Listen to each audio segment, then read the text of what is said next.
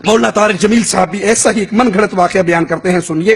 کہتے ہیں ایک بدو قبر رسول صلی اللہ علیہ وسلم پر آیا اور کہا السلام علیکہ یا رسول اللہ صلی اللہ علیہ وسلم۔ پھر کہا آپ کے رب نے کہا ہے وَلَوْ أَنَّهُمْ إِذْ ظَلَمُوا أَنفُسَهُمْ جَاءُوكَ فَاسْتَغْفَرُوا اللَّهَ وَاسْتَغْفَرَ لَهُمُ الرَّسُولُ لَوَجَدُوا اللَّهَ تَوَّابًا رَحِيمًا، کہ اگر آیت کا معنی ہے اگر یہ گناہ کر لیں، ظلم کر لیں اپنی جانوں پر، پھر آپ کے پاس آئیں، آپ ان کے لیے اللہ سے معافی مانگے اور یہ بھی معافی مانگے تو پھر اللہ ان کو معاف کر دے گا۔ کہا ہے اللہ کے نبی میں آپ کے پاس آیا ہوں، اپنے گناہوں کو مانتا ہوں اور معافی مانگتا ہوں، آپ کو اللہ کے دربار میں سفارشی بناتا ہوں، آپ کا رب میری بخشش کر دے۔ پھر رونے لگا، 4 اشعار پڑھے، آنسو پوچھتا ہوا چلا گیا۔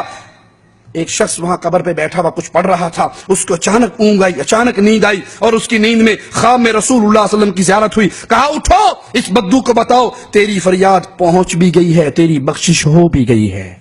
ایک بدو آتا ہے، آپ دنیا سے جا چکے ہیں، عتبی رحمت اللہ علیہ قبر پر بیٹھے کچھ پڑھ رہے ہیں، وہ بدو اونٹنی کو بٹھاتا ہے اور قبر پہ آ کے کہتا ہے السلام علیکہ یا رسول اللہ، سلام پیش کرتا ہے، پھر کہتا ہے یا رسول اللہ آپ کے رب نے کہا ہے وَلَوْ أَنَّهُمْ إِذْ ظَلَمُوا أَنفُسَهُمْ جَاءُوكَ فَاسْتَغْفَرُوا اللَّهَ وَاسْتَغْفَرَ لَهُمُ الرَّسُولُ لَوَجَدُوا اللَّهَ تَوَّابًا رَحِيمًا، کہ اے میرے نبی یہ اپنے پر ظلم کر کے آئیں، گناہ کر کے آئیں اور پھر معافی مانگیں اور تو سفارش کرے اور یہ معافی مانگے تو میں انہیں معاف کر دوں گا۔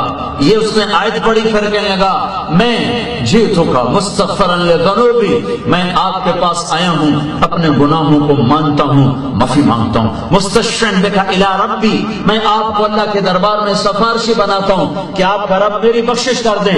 اور پھر وہ رونے لگا اور اس نے یہ 4 شعر پڑھے جس کا میں نے آپ کو پڑھ کے سنائے کہ اے وہ ذات جس کے قبر میں جانے سے اندر بھی پاک ہو گیا، باہر بھی پاک ہو گیا، اندر بھی خوشبو اور اوپر بھی خوشبو، پہاڑ بھی مہک اٹھے اور وادیاں بھی مہک گئیں، زمین کا تحت بھی اور فوق ہر طرف خوشبو پھیلی، میری جان قربان اس قبر پر جس میں آپ آرام کر رہے ہیں، آپ کے ساتھ آپ کا جود و کرم اسی طرح ہے جیسے دنیا میں تھا، میں آپ کے طفیل پل صراط پار کروں گا، اس کے بغیر نہیں کر سکتا۔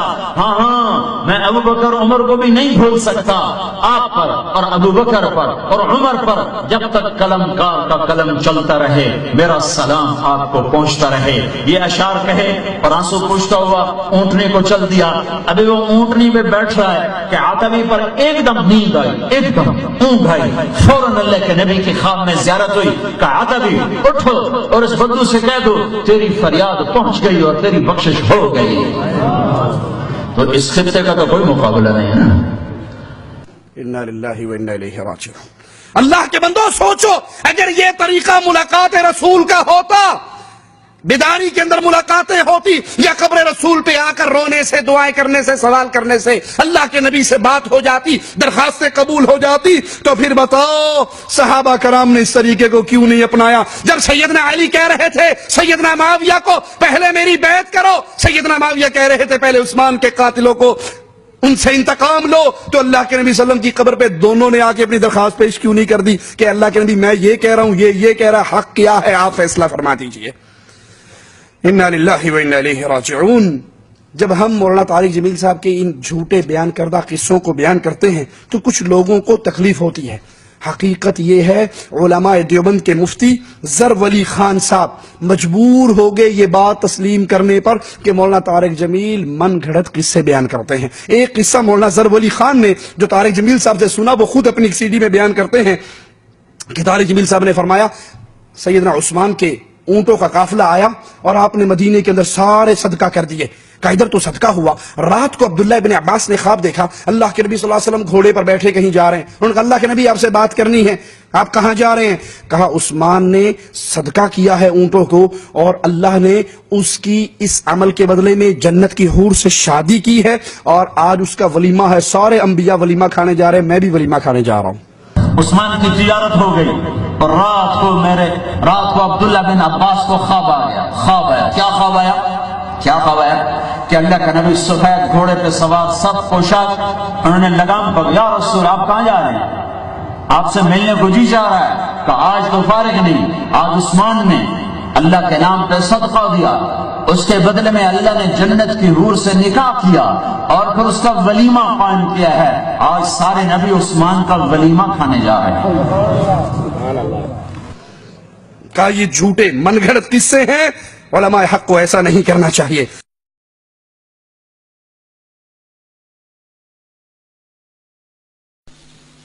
ایک عالم نے مولانا طارق جمیل کے بارے میں کہا کہ وہ کذاب اور جھوٹا اور من گھڑت حدیثیں پیش کرتے ہوئے واقعتاً ایسا ہے۔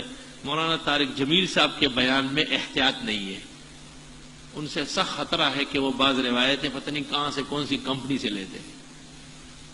اس دن ایک روایت میں سن رہا تھا کہ رسول اللہ صلی اللہ علیہ وسلم نے فرمایا کہ ملائک نے آ کے مجھے بتایا کہ حضرت عثمان کا ولیمہ ہوا ہے، میں اس میں شرکت کے لیے جا رہا ہوں۔ اس قسم کی روایتیں علماء حق سناتے ہیں، اس کے سر پیر نہ ہو۔ انا للہ و انا الیہ راجعون۔ تو لوگوں، حق کیا ہے؟ جو فوت ہو کر اللہ کی جنتوں میں چلے گئے وہ اللہ کے مہمان ہیں، وہ اللہ کی جنتوں میں ہیں، وہ اس دنیا سے ان کا رشتہ ختم ہو چکا ہے، اس دنیا سے ان کا رشتہ ٹوٹ چکا ہے۔ نہ اولیاء اللہ، نہ انبیاء کرام اس دنیا میں آتے ہیں، نہ صحابہ کرام کا یہ منہج ہے کہ اپنے کسی مسئلے میں قبر نبی پر کھڑے ہو کر انہوں نے مشورہ کیا ہو، آپ سے باتیں کی ہو، بلکہ اس دنیا سے ان کا تعلق ٹوٹ کر گستاخی سے بچائے، اولیاء اللہ کی گستاخی سے بچائے، اور محبت رسول، محبت اولیاء کی شکل میں ان کی جھوٹے چولے کے نیچے جو توحید کے اوپر وار ہو رہے ہیں، اللہ ہمیں اس سے بھی محفوظ فرمائے۔ حق کہنے، سننے، عمل کرنے، پھر اس پیغام کو آگے پہنچانے کی توفیق عطا فرمائے۔ اقول قولی ھذا واستغفر اللہ لی ولکم ولسائر المسلمین فاستغفروہ انہ هو الغفور الرحیم۔